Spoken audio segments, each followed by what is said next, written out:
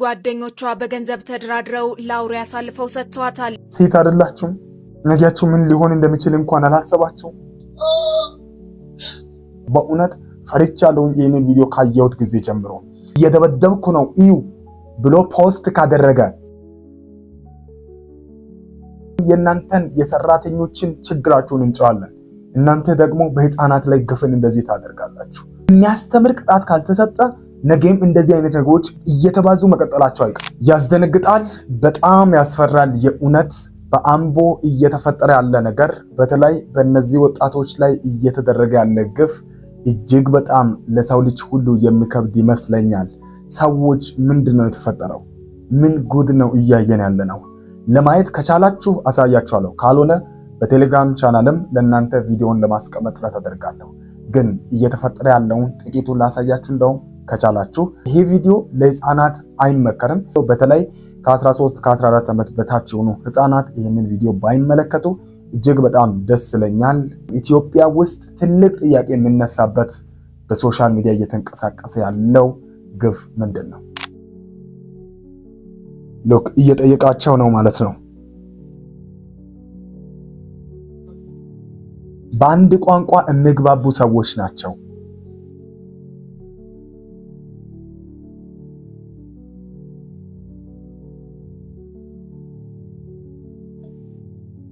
ጀመረ። ይሄውና ተመልከቱት። ሎክ የሚመታበትን ቦታ ዝም ብላችሁ እዩ። እዩ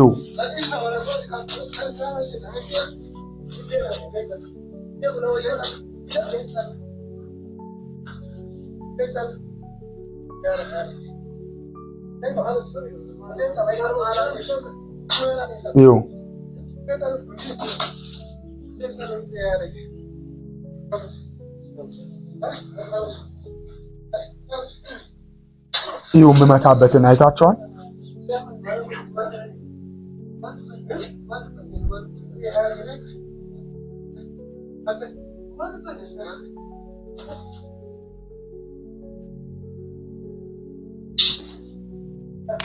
ይሄ ፊልም አይደለም፣ እውነተኛ የሆነ ነገር በኢትዮጵያ ውስጥ ያውም እዚሁ በአምቦ እየተፈጸመ ያለ ግፍ ነው ማለት ነው። እነዚህን ወጣቶችን የሚመታበትን ቦታ አይታቸዋል። አሁን ይሄ ወጣት ቀጥሎ ተስፋ አለው ወይ?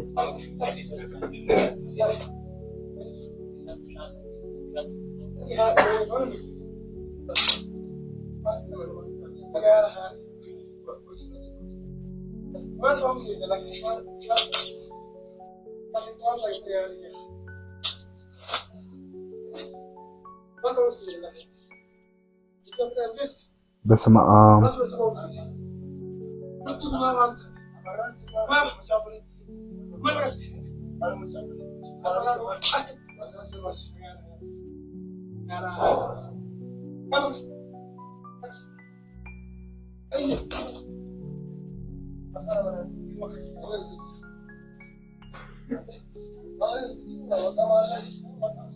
ሎክ የሚመታበትን ቦታ እዩ። ዝም ብላችሁ ተመልከቱ።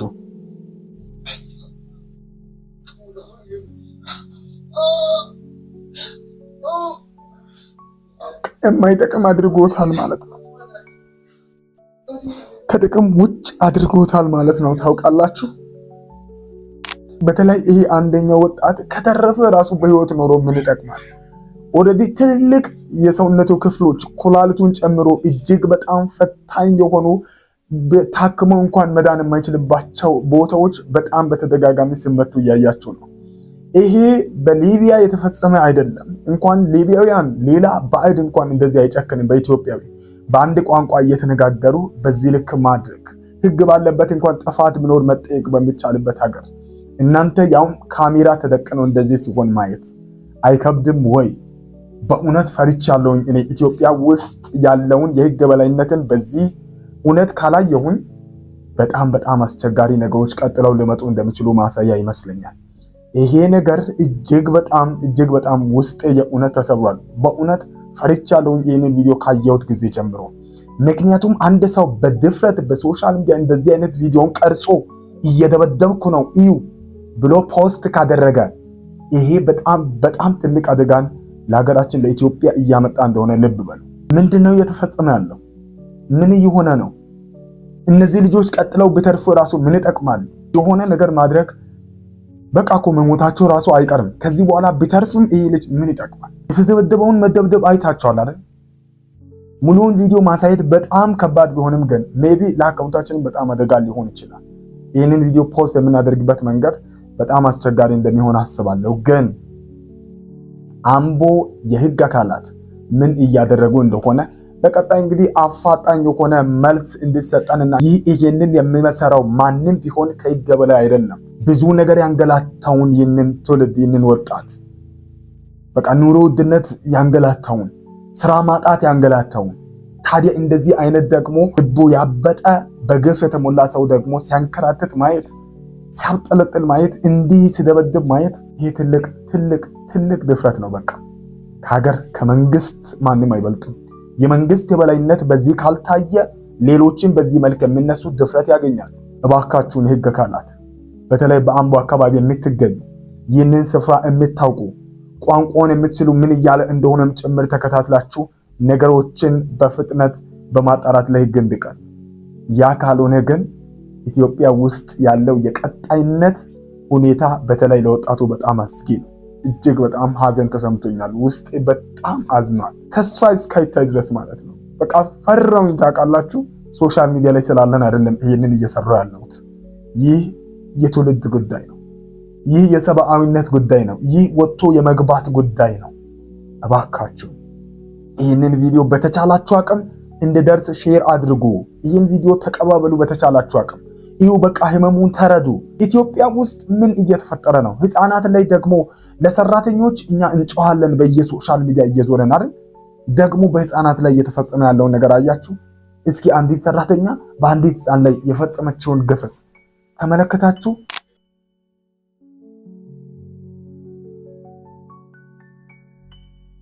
አይታችኋል? እሱ የሚጠይቀውን ከመስጠት ይልቅ እሷ ቴሌቪዥን ቁጭ ብላ ለማየት ብላ ነው ይህንን ህፃን ልጅ እንደዚህ የምታደርገው።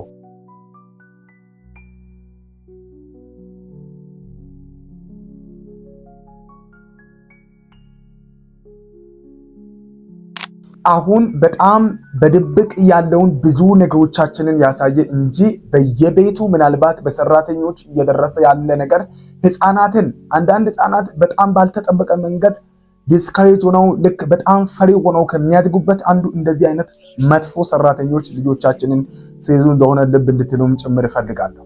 እኛ በየሚዲያው እየዞርን የእናንተን የሰራተኞችን ችግራችሁን እንጨዋለን። እናንተ ደግሞ በህፃናት ላይ ግፍን እንደዚህ ታደርጋላችሁ። የምትኖረው እኮ ያኔ ለዚህ ህፃን ነው። እንደ ድሮ ቢሆንማ በጣም ስቃይ ነበር የሚያልፈው። አሁን ደህና ነው ነገሩ። ለእናንተ መንግስት ኬር ያደረገ ነው። እንደውም ግን ደግሞ እንደዚህ አይነት ህፃናትን በዚህ ልክ ሲያንገላቱ ማየት በጣም ነው የሚያስጠላው። ቆይ የህግ በላይነቱን ከልክ በላይ ማሳየት በሚገባን ጊዜ ላይ አለን። ብዙ ሰዎች አሁን እየተነጋገሩ ያሉት በዚህ ጉዳይ ነው። ምንድነው ህግ አትበሉ ይላል። አንዳንድ ሰው ህግም የለም ይላል። እኔ ግን እንደዛ አልልም። ህግ አለ። ህግ ግን ኃላፊነቱን ተቀብሎ ማስከበር ባለበት ልክ መሄድ አለበት ያምናለሁ። ግን እንግዲህ እድሜ ለቴክኖሎጂ ዛሬ ይሄ ወጥቷል። የብዙ ቤተሰብ ህፃናቶቻቸው ልጆቻቸው ያሉበትን ሁኔታ ያሳየ ነው። ፕሊዝ ለህፃናት ለልጆቻችሁ ታላላቆች ለተናናሶቻችሁም ጭምር ከሰራተኞች ጋር በሚያሳልፉበት ጊዜ ምን አይነት ነገር አለ ልብ በሉ፣ ተመልከቱ። ምናልባት አንድን ህፃን ልጅ የአእምሮ ውስንነት እንዲገጥም የሚያደርገው የእንደዚህ አይነት ግፋቸው ነው፣ ስራቸው ነው። እባካችሁ ልብ ብላችሁ አስተውላችሁ ለዚህ አንደኛ ትክክለኛ የሆነ ፍትህ እንዲሰጥ እንፈልጋለን ልክ እንደቀደሙ። ሁለተኛ ደግሞ በተገቢ መልክ የራሳችንን ልጆች በጥንቃቄ ብንይዝ ለማለት እፈልጋለሁ። ከቴፒ እጅግ በጣም አስደንጋጭ የሆነ ደግሞ ሌላ ዜና ከሰሞኑን እየተሰማ አለ። ቆይ ምን እየሆነ ነው ኢትዮጵያ ውስጥ? ምንድነው እየተፈጠረ ያለው? እውነትም የህግ የበላይነትን ንቃቸዋል እንደ ኢትዮጵያውያን? በምስሉ ላይ የምትመለከቷትን ወጣት ጓደኞቿ በገንዘብ ተደራድረው ለአውሬ አሳልፈው ሰጥተዋታል። በቴፒ ከተማ የተሰማው ይህ ዜና ሁላችንንም እጅግ አስደንግጦናል። ወጣት ወይንሸት ወዳጆ ትባላለች። በደቡብ ምዕራብ ኢትዮጵያ ሸካ ዞን ነዋሪም ነበረች። በፋሲካ ዕለት ወጣት ወይንሸት ወዳጆ በጓደኞቿ ክደት ህይወቷ ሊያልፍ ችሏል። ሁኔታው የተከሰተው እንደዚህ ነው። ለመዝናናት አብረዋት የወጡት ሁለት ሴቶች ጓደኞቿ መሐመድ በሽር ለተባለ ግለሰብ በድርድር ድርድር አሳልፈው ይሰጧታል።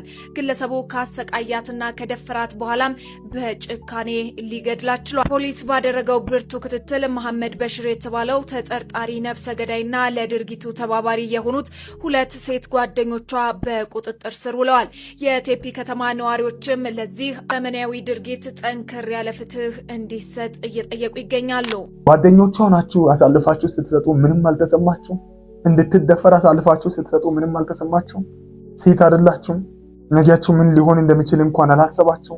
ጓደኝነት በዚህ ልክ ክፉ የሆነበት ዘመን ጓደኛዬ ቢያዝኔን የማጋራው እኮ ነው። የራሳችሁን ጓደኛ የሆነችውን ወይንሸትን አሳልፋችሁ ስትሰጡ ምንም አልተሰማችሁ? በጣም አዘንኩኝ እውነት። አንዳንድ ጊዜ እንኳን ጓደኛ አልኖረኝም የምትሉትም አይነት ነገር ይሰማል በዚህ ምድር። አሳልፈው ሰጥተው እንደፈለገ ተጫውቶ ተደፍራ ሞተች። ግን ጓደኝነትን እንዴት ነው የምታዩት? እውነት ግን ጓደኛ አላችሁ እንደ በዚህ ጊዜ? የበዓል ቀናቶች ባይዘው ተበላሽተዋል። አሁን ኢትዮጵያ ውስጥ በጣም ጥንቃቄ ልታደርጉ ይገባል። የበዓል ቀን ውሏችሁን ልብ ልትሉ ይገባል። ይሄ በጣም ትልቅ ትምህርት ይመስለኛል። በበዓል ቀን የተፈጠሩ ነገሮችን በባለፈው ቪዲዮ አንስቻለሁ። ከበሬዎች ጋር ተያይዞ ሰው ሞቷል። ከዛ ደግሞ በበዓሉ አከባበር ደግሞ ይኸው ሰው ሞቷል። አሁን ያውም ተደፍራ፣ ያውም በአሰቃቂ ሁኔታ፣ ያውም በገዛ ጓደኞቿ ተክህዳ ሞታለች። በተለይ በመጠጥ ቦታዎች፣ አጎል በሆኑ መዝናኛ ቦታዎች የምትገኙ ወጣቶች ይህ ሲሪየስ የሆነ ሜሴጅ ይመስለኛል ለብዙዎቻችን። ለማንኛውም የቴፒም ህዝብ የሚፈልገው ወዳጀውም ቤተሰቦቿም ጭምር የሚፈልጉት ምንድነው? ትክክለኛ የሆነ ፍትህ እንድትሰጣት ብቻ ነው። ወይንሸት ፍትህ ይሰጣት። ጓደኞቿም እንዲሁ ደግሞ ደፋሪውም ገዳዩም ጭምር በቁጥጥር ስር ውለዋል። ለነዚህ ግን አስተማሪ የሆነ ቅጣት ካልተሰጠ፣ የሚያስተምር ቅጣት ካልተሰጠ ነገም እንደዚህ አይነት ነገሮች እየተባዙ መቀጠላቸው አይቀርም። ጥሩ ነው። አሁን እኛ ሀገር ጥሩ ነገር ይስማል። የሞት ቅጣቶችም እየተላለፉ አሉ። ቤስት ነው በቃ። ለምን?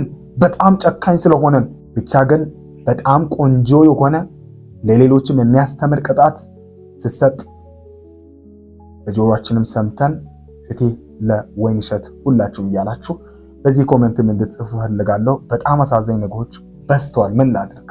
ደህናውን ለመናገር ብፈልግም አልቻልኩም። ለማንኛውም ይህንን ቪዲዮ በተቻላችሁ አቅም ለሰው ሁሉ እንዲደርስ ሼር ታደርጋላችሁ። ሁላችሁንም እወዳችኋለሁ። በአስቸጋሪ ሁኔታ ላሉ ለአምቦ ወጣቶችም ጭምር ፍትህ እያላችሁ ሁላችሁም በዚህ ቪዲዮ እንድትጽፉ ጠይቃችኋለሁ።